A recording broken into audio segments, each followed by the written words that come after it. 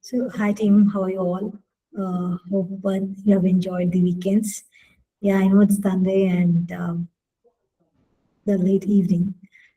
I'm happy to see all these members waiting to listen to this insightful session.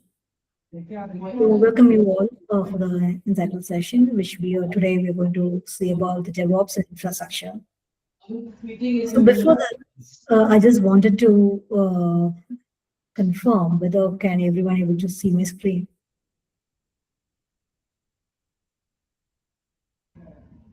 Yeah, it's visible. Perfect. So we should start with a question. How many of you faced a problem where you built a project and it's working perfectly fine in your laptop, and when you start hosting in the local or in some development deployment center, and or you're sharing to some other site and you like to reload your project and you face some breakage, or you find that particular application is not running. So most of the cases we will be facing it, right? Yeah. The problem is that we don't have an organized view of the particular project. So either we need to scale. I mean, there will be two problems which causes the situation. The first problem is that there may be a chance of hacking your particular application when you put it in the market directly without any security measures. And second thing is that there is a breakage in your deployment side itself. So to eradicate this problem, the base problem, we'll be going to say about how we can improve it with the help of DevOps and infrastructure management. So my introduction is that I'm VANISHREE GV, and currently I'm a founder and CEO of Vinpa AI, and working as a delivery head for DataGets AI. So I'm providing the service to the DataGets AI, which is based on US, and currently they are doing e-commerce sites, marketing and campaigns. It's a like short and self introduction about myself.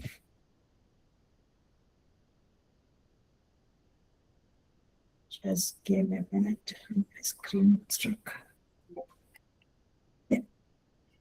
So as I said earlier, so the DevOps we can able to categorize into two phases.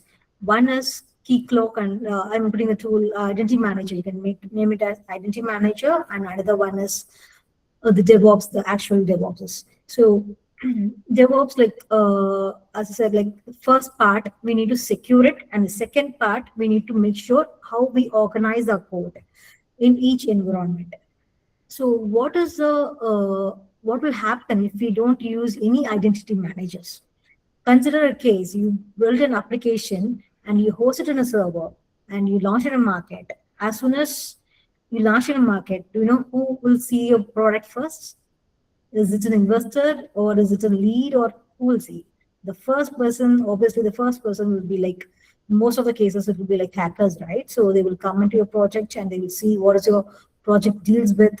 And if there is any sensitive information about the users, your end users, then obviously they will just, screw it up. So if you have, for example, the key cloak is nothing but just an organized center which will provide a strict user list when you manually or upload the user list. Those credentials who are present in the particular user list can able to log in.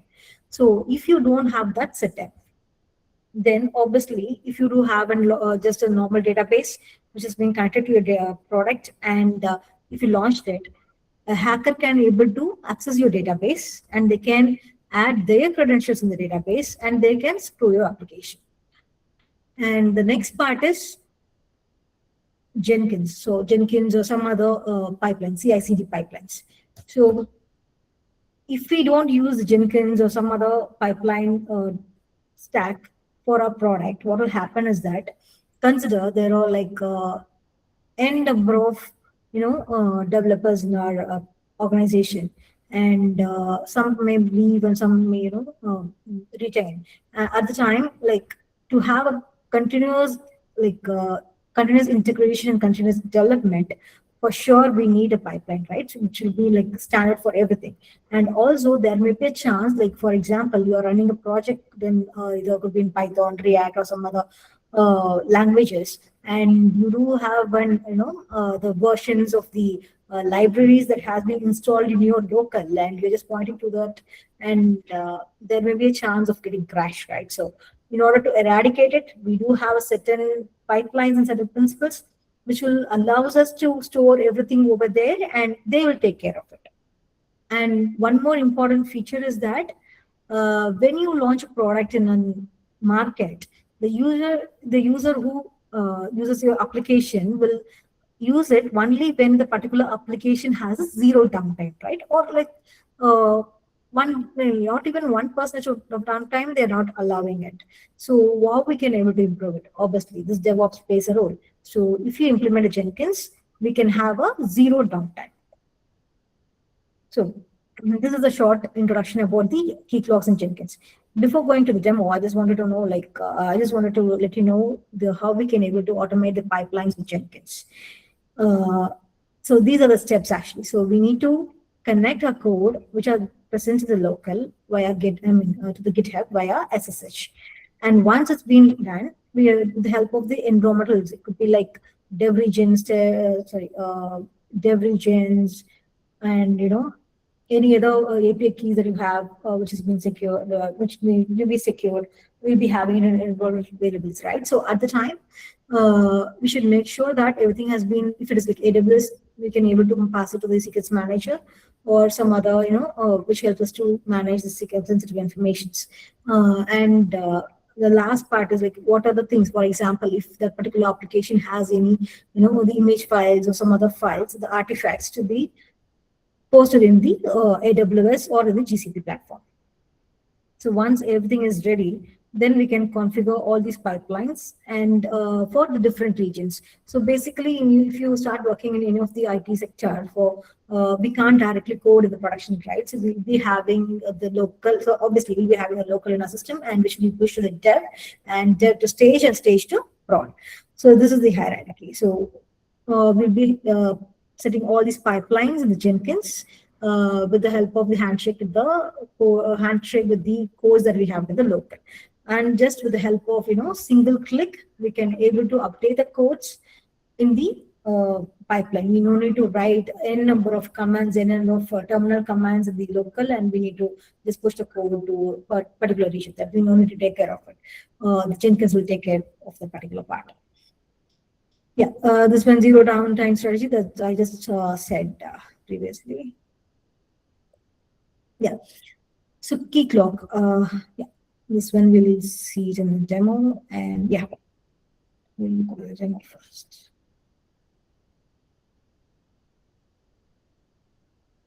You can see my Visual Studio screen, right? Can anyone confirm?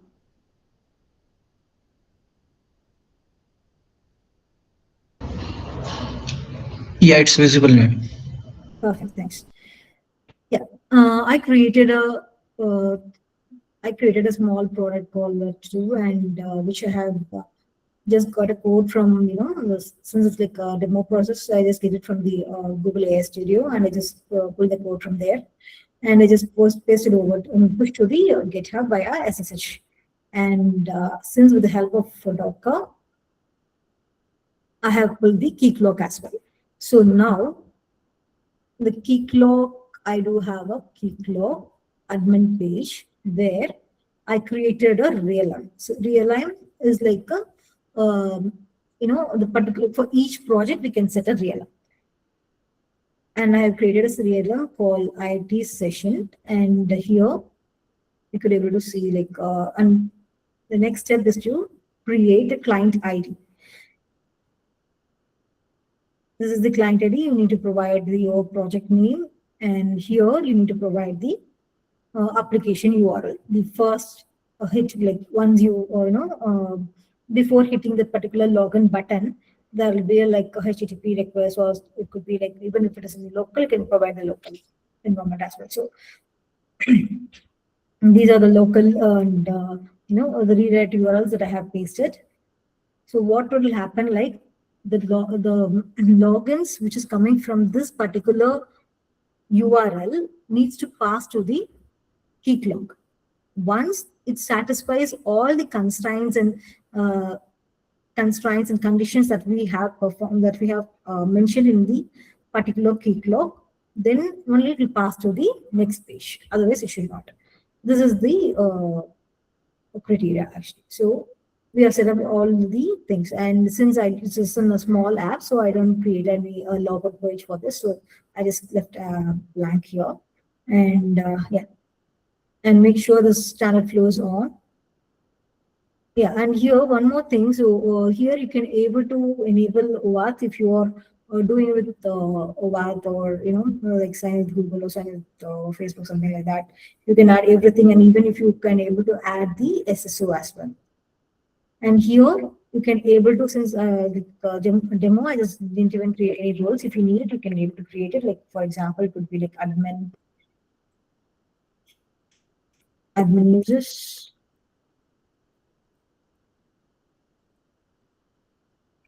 And we need to, once a role is created, and we can set the user roles. I have already created a user called student-demo, and with the credentials of okay, sure. So it just IT hyphen, just used to do this there. Yeah, it's here. So this is IT hyphen 2026. It is as a normal user without any roles. So here, this for demo purpose, I didn't create any, I didn't map to any roles. If we need it, we can able to map particular resources to the admin and particular resources to the user page.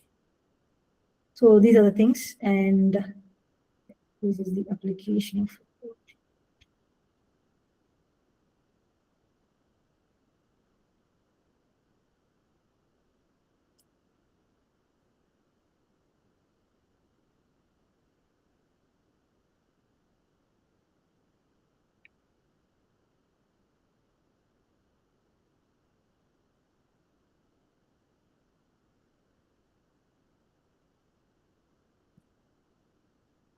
So when I try to log in with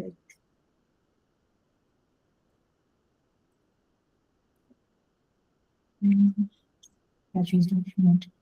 So actually it is already logged in. And so I'm logging the student.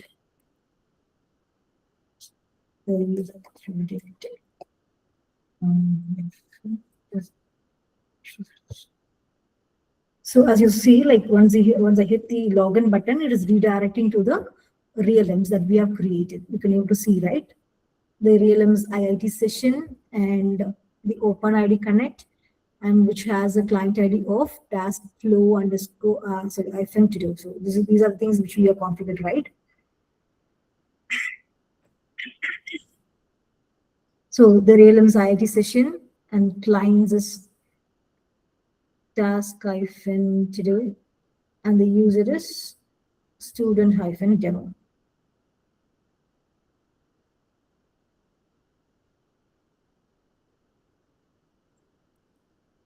And the password is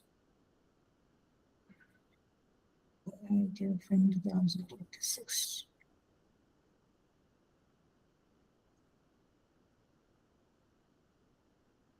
So it is login with the key clock. So this is the thing that we have done for the key clock. And the next section is Jenkins, right? So Jenkins, so as I said earlier, so we do have different set of regions. It could be like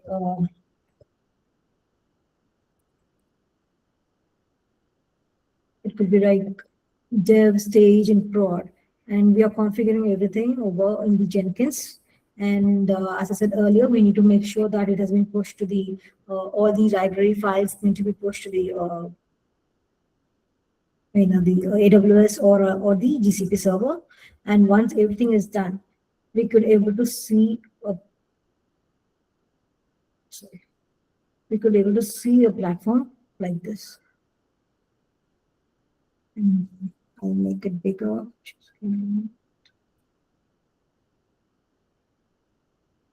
Yeah, this is the thing. So we'll be configuring all our codes over here, and once we click just a build button will be over here. Once we click the build button, the process will start.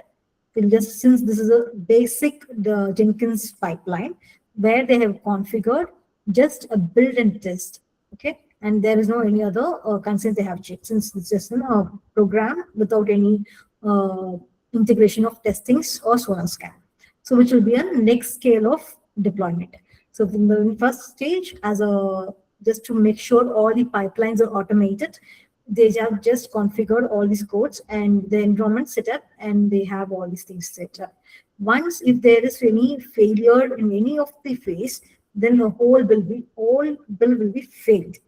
And at the time, what will happen is that the previous bill which has been got success, that particular bill will be running in the application. So this is why we said like zero downtime application with the help of Jenkins.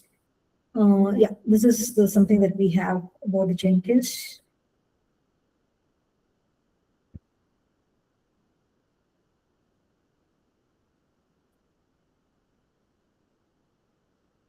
Yeah, before going to the career phase, I just wanted to include one more point.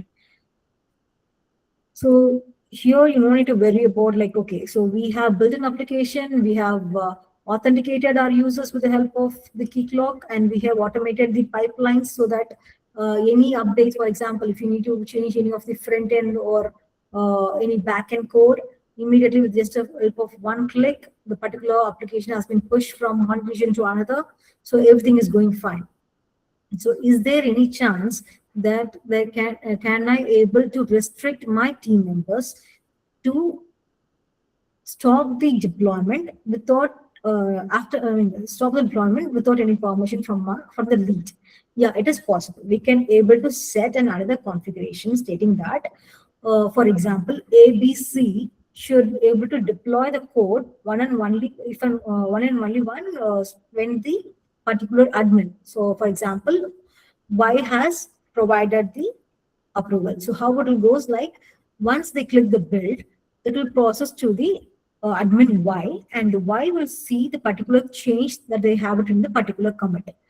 If the particular Y admin has approved this change, then they can able to build it, and that particular build button will be enabled, and the build will be success. This is like a role-based discrimination in the Jenkins side. Another thing is that, yeah, everything is done, the project has been done, and we have authenticated the users with the help of Keycloak, we have automated the pipelines. And what about the testing thing, right? So, yeah, obviously we'll be having the automation testing, right? So it could be a Selenium or your own the testing part and everything, Jasmine framework, any framework. So what we'll be doing is that we'll be configuring the testing part also over here. So after you could able to see the build, here is this, you can able to add it. It could be like the automation testing. Another testing, it could be you can able to add the load testing. And another thing, I think most of the people have heard about Sonar scan. So Sonar scan is like, it will provide if a particular build has been started moving, so it will start with the code has been built, test, load test, automation testing. I mean the functionality testing has been done, and the Sonar scan will check for the vulnerabilities. Is the particular application has a code which has been deployed recently has any vulnerabilities, like for example, which helps, which provides the application to face the downgrade. So those type of vulnerabilities, those type of if there is any memory leakage, and those type of things can be calculated with the help of Sonar scans. And one more beauty in that Sonar scan is that we can able to consolidate the priority list. For example, these vulnerabilities are like has a low priority, and these has higher risk. So these things can be categorized in the Sonar scan itself. Those reports will be automatically generated in the Sonar scan.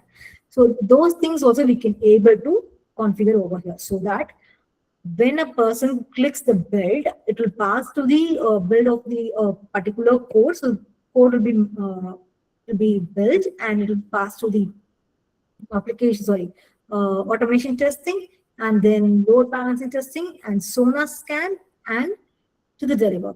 If there is any failure in any of the phases, then that particular build will be failed, and it will be pointing to the previous successful build, and that particular previous successful build application will be running in the running in live. Moving on. So these are the things about the Keycloak and Jenkins. Now we'll go over the DevOps career powerhouse. So globally, it is ranking third. Is ranking in top 3 ranks of the career market. And if you take care of, if you look into India, it will be like around 40 to 1 crore LPA they are getting, the lead developer DevOps is getting. And if you ask me like where I can able to upskill my skill, then these are the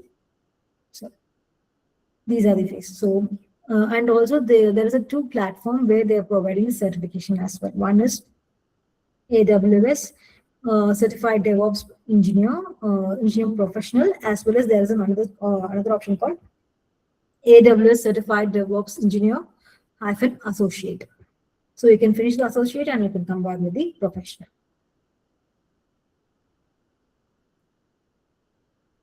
And so if you ask me like, these are the traditional things that we have done without the AI.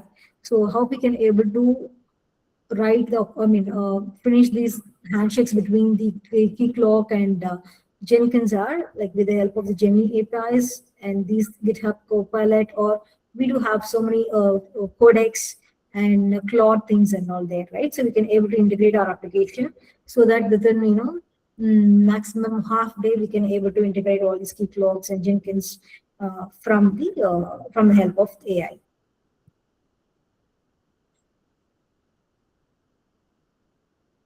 So these are things that we have discussed. So I just want to know, like, is there any other?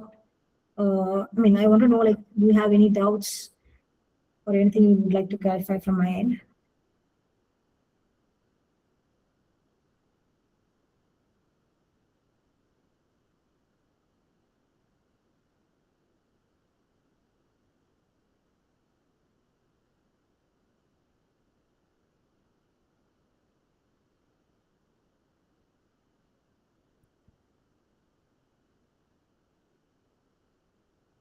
Yeah, hi team. So that's all about the Jenkins and Keycloak session, the DevOps, and yeah, I just forgot one more thing. I just wanted to add another point regarding the infrastructure management, right? So I'm taking 2 examples. The most common infrastructure is one is AWS and another one is, let's look at my options.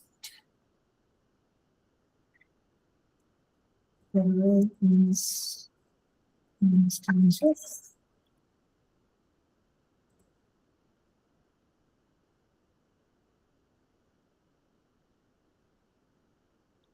And GCP projects.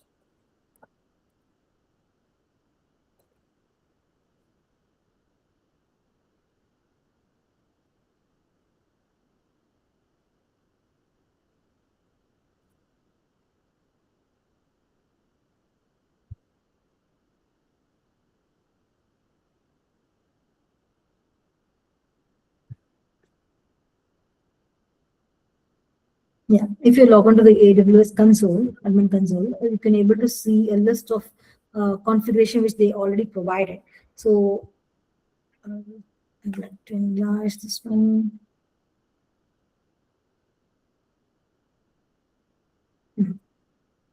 So this is like instance type. Like we can able to create the instance like just clicking the instance button over here, and we can launch a new instance with any of the particular type of instance that we have here. So each instance type has a billing. It could be like per hour, it will be like 0.01 US dollars. Like that will be vary from A1 medium to T4G large. And we do have more than that. We do have Excel as well. So based on the instance type and based on our application, we can able to launch the instances. And as I said earlier, so all the environment variables that we have in our application should be passed to the secrets manager so that the application will be secure. And another thing is that we can able to have an safe and clear deployment with these servers with the help of all these things which we have discussed previously. And also in the GCP also it will be like similar.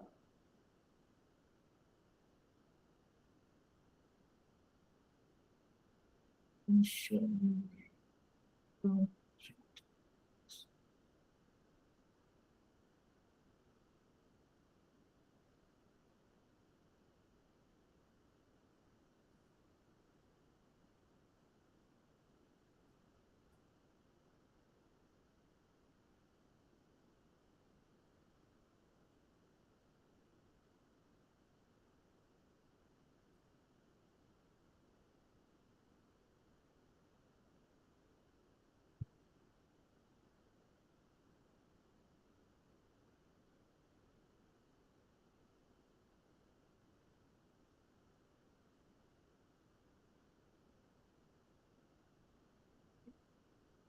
Let's get down.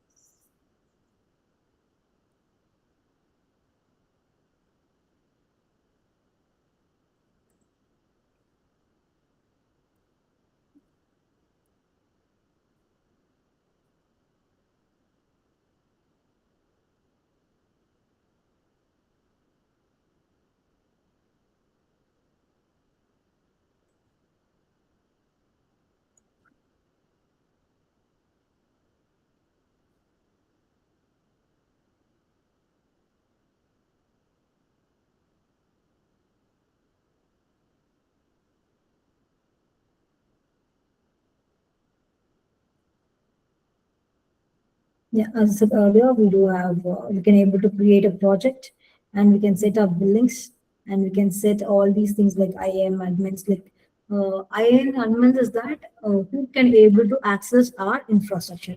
For example, mm, doctors we have agents is one of the project. So here you could able to see.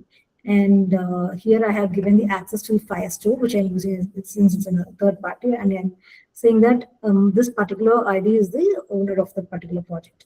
And should I, if I need to grant access to some other person who can able to access this particular console, then I need to provide them here the access over here.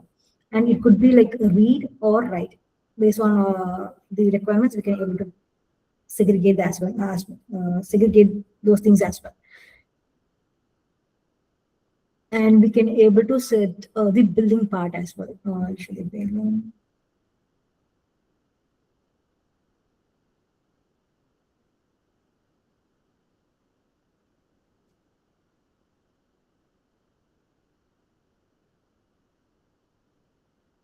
so here we can able to set the billing and we can able to if there is like we do not need to worry about, so we have given the our cards and how happen in how long it will like take to get the bill done. For example, it may reach around $100 or $500. To restrict that, we can able to set the limits also over here. Since it's like sensitive information, I cannot able to go and provide the steps to navigate the steps to create the limits. And these are the IAM principles like identity management. So we here we can able to in the key clock also we can able to see, right. So here we can set the integrations, and here we can able to enable the Google sign in, Google sign in with Facebook and so on. And all, obviously these are Vertex AI, as the name says, like we do have the to create the agents or the small LLM models. We can able to have this one enabled and like start working on it. So this is like complete complete consolidated view of the project. So this particular these things are called as infrastructure management, and you can be able to, once you start playing with these all these things, you can able to get through it, and you can able to strongly have enough hands-on on it. And if you're struck in any other points, yes, for sure, like you do have all the AMs, like, sorry, AI thing for example, Gemini, the Claude, you can ask at any time, and the fraction of second will start to uh, break your break your. Yeah, that's it. So these are things about the infrastructures as well as the DevOps. And did I miss anything? Yeah, that's all about it.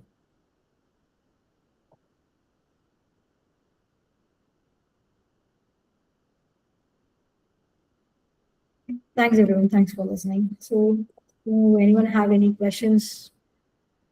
Kindly do let me know.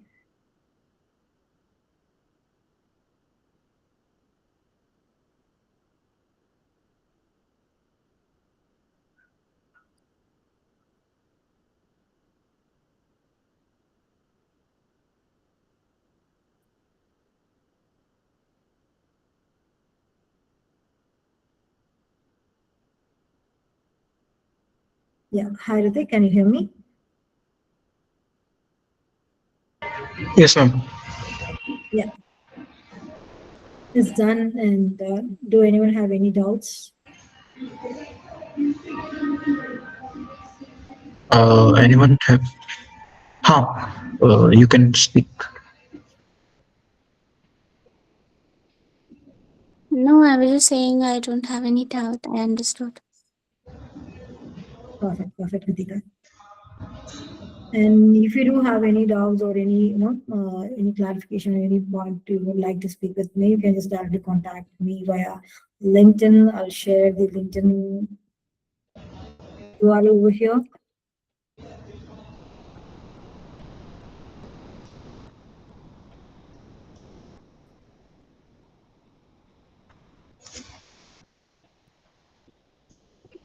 And you can mail me at vanishree.suji@gmail.com. Think I do have an option. Where is chat option? Ah, it's there, right?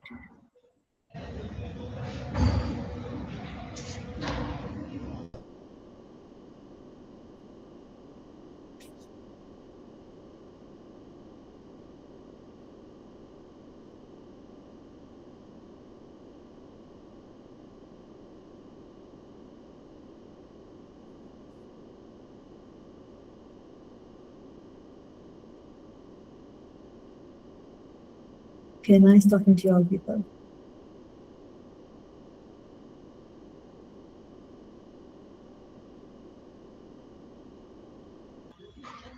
I guess no one else have any doubt. So I guess we can wrap up the session. Thank you, ma'am. Thank you very much for taking this insightful session.